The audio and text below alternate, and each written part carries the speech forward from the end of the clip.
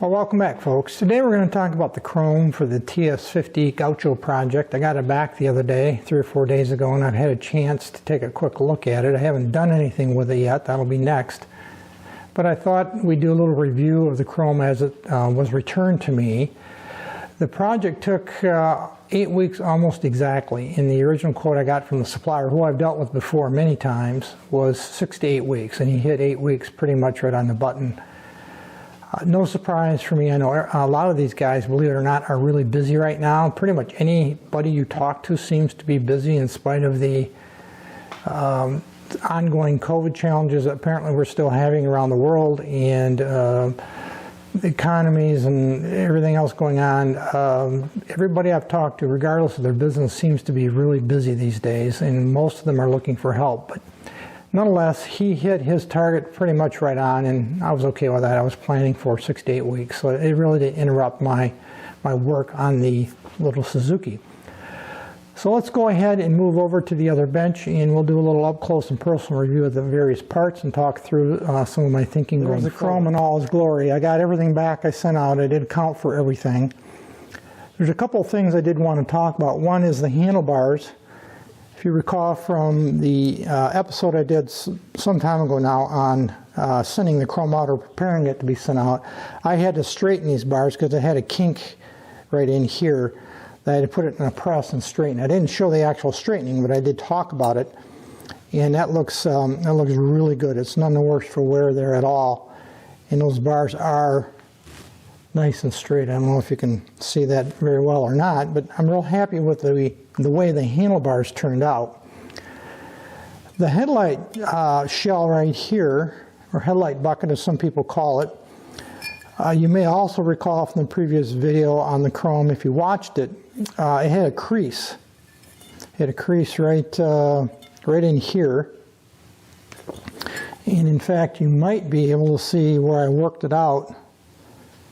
Hope you can see that. It's right in this area right here. You can see the evidence of me working that damage out. Again, it was a crease. So I spent quite a bit of time working that out, and I'm happy to report that you can see there, I think that there's really no evidence of it after the part was chromed or re-chromed. That came out really good as well. Headlight ears, not much to talk about there. Again, they were straight to begin with. Had a little minor corrosion on them, but they came out as good, I think, as one could expect. Certainly, at least the quality of OEM, or original equipment. This is the nut, or bolt rather, and washer for the top of the steering stem. That's the original. In fact, all of these parts are original. None of them were replaced yet. Now, I'll come back to that. Yet is the operative word. I'll come back to that in a minute. But that came out really good. This little exhaust system shield right here wasn't in bad condition. You may recall, again, from the previous video, it had some flaking chrome on the back here where it started to lift. Very common. And I had to straighten a couple of these vanes because somehow or other they gotten pushed together like that. And I had to open them up and try to get it straight again. And that came out really well too. These thin metal, which this is, items like this, you never know how they're going to turn out. The nuts for the front suspension, obviously these two nuts right here go with these lower fork tubes, and these the nuts came out okay, again, as one would expect. They're in reasonably good condition to begin with. The lower fork tubes look really good. Again, there's some fingerprints on them from me handling them and unpacking them, but they look good as well. Both of them are in good shape. And these are the, let me reach across here, these are the caps for the rear shock absorbers. And if you remember from way back when I talked about the shocks, I decided that I was going to use an aftermarket replacement shock that was as close as I could match up to the original Suzuki shocks, because the originals were no longer serviceable.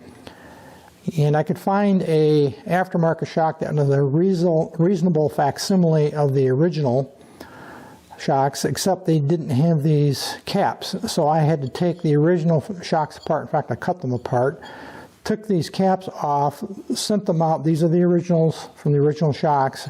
Obviously had them re-chromed, and now I'm going to put those caps back on the aftermarket shocks to mimic the original look on the original TS50 Gaucho. So in an upcoming episode somewhere out there in the future, which I have obviously not shot yet, we will talk about, or I will get into more detail of reassembling the shocks with these caps.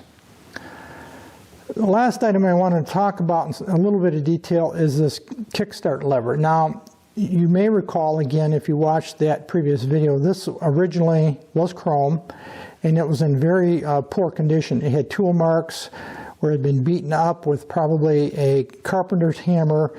It had dents in it here on the surface. Now, I don't know how that happened, but so it had a fair amount of surface damage. So what I ended up doing is cleaning up with my Dremel and smoothing out all that tool damage and try to get the steel back in a reasonable condition for chroming. And I didn't show all the work, but I did talk it through a little bit. And let me put up here a picture or a couple of photos of that this original part.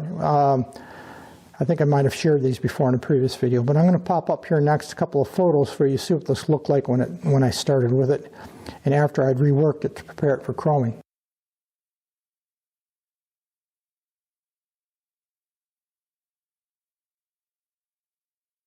Now, after having gone all through that and having it re-chromed, and it came out beautiful actually, as I think you can probably see. I think it looks really, really good.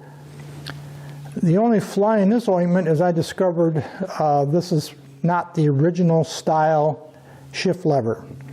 Sharp-eyed viewer, after that previous video on the chrome, got a hold of me and said this is not the original shifter pedal that Suzuki supplied on the TS50, as he has an original project or TS50 bike, and he sent me photos of his, and indeed this I don't believe is the original. My thinking is what probably happened, and it's speculation only, the previous owner that I bought the bike from, who was a big Suzuki fan, especially their Enduros, he probably, either the original shifter was damaged or was bent or was tweaked or something, had a spare shifter and from another project, another Enduro, and since the shaft was the same, and most of them are, he just replaced the original likely damaged unit with this one off a different model.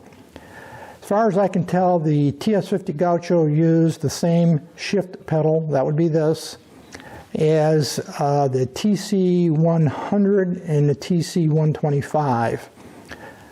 The TS series, the 100, 125, 185, etc., did use a different shift pedal for some reason, and I think that's what this might have come off of originally. It will work, it's functional.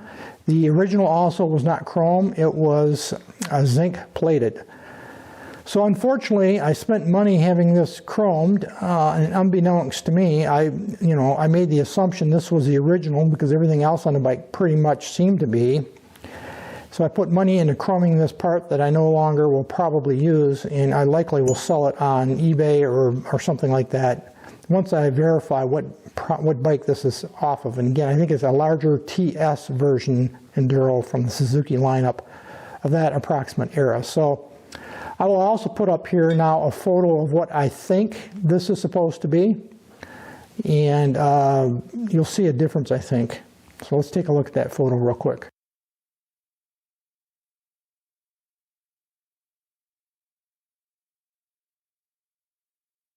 I trust you can see the difference between this this piece and what I think is the original. It's just a little bit different design, and certainly it's not chrome like this one is. So Little commitment of resources and money there to get it chromed, and I'll see if I can't sell it off somewhere along the way probably and recoup my money.